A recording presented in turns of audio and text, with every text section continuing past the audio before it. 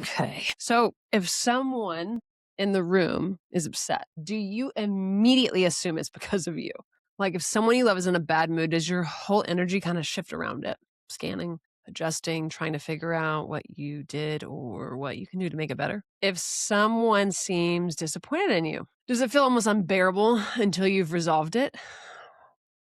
If you're like, gee, Olivia, you're not alone. And hear me, you are not too sensitive. You are not too weak. And there is a specific reason that this is happening in your nervous system. And once you understand it, I think, at least for me, everything starts to make a whole lot more sense. So, what you're experiencing is called emotional responsibility, the feeling that other people's emotional states are yours to manage, to fix, or prevent. It's different from empathy. Empathy is the ability to feel with someone. Emotional responsibility is the belief that their feelings are your fault or your problem to solve. It's kind of like empathy is coming alongside someone with like this backpack there that kind of represents their stuff, and you have your own backpack that represents your stuff, and you just sit there next to them and you're like, I'm really sorry, or I don't know what to say right now, but I'm so glad I'm with you. Emotional responsibility is taking the stuff out of their backpack and putting it into yours, being like, you know what, this is mine.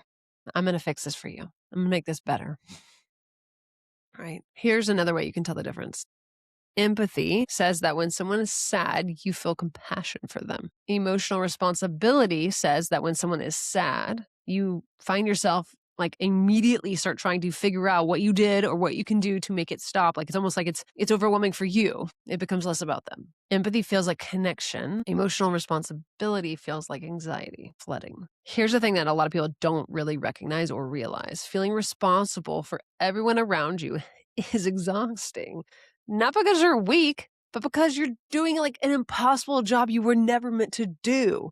You cannot control other people's emotions, and trying to is one of the most draining things that a nervous system can attempt. And this pattern almost always starts early, usually in childhood. I know you might be rolling your eyeballs at me, but just hear me out, okay? If you grew up in a home where someone's moods were unpredictable, maybe a parent who is emotionally volatile, easily angered, or like frequently sad, or maybe just like unavailable, your nervous system learned to stay kind of on high alert, to scan, to monitor the emotional temperature of the room constantly because what you found there affected what was safe for you. Or maybe there was no drama at all, just a parent whose emotional world you somehow became responsible for.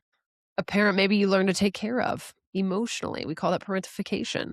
Whose feelings you learned to manage, whose approval you learned to track, whose moods became weather system of your childhood. Either way, your nervous system got the message that other people's emotional states are your responsibility. Stay attuned, stay ahead of it, fix it before it gets worse, or shrink yourself so that there's enough room and space for them to do their thing.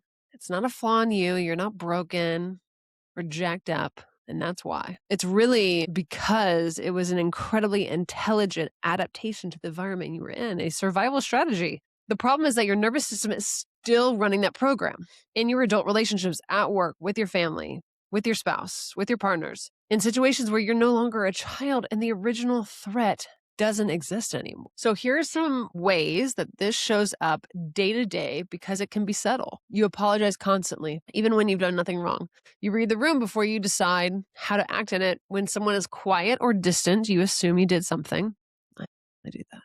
You struggle to enjoy yourself when someone around you is upset. That used to be me.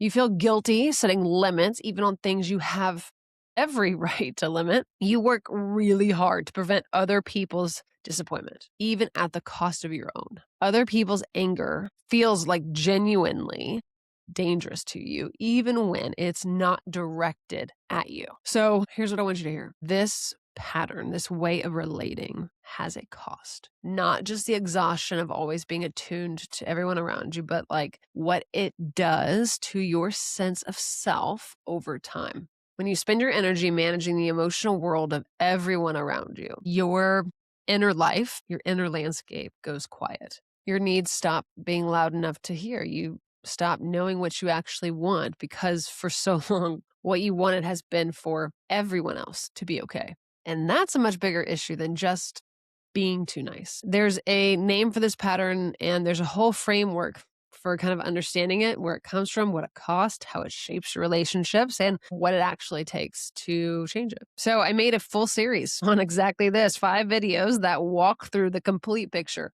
This first one is called This Isn't Kindness, This is Survival. And it's going to give you the full framework for understanding what's actually happening. And I'll link it right here. Watch that next.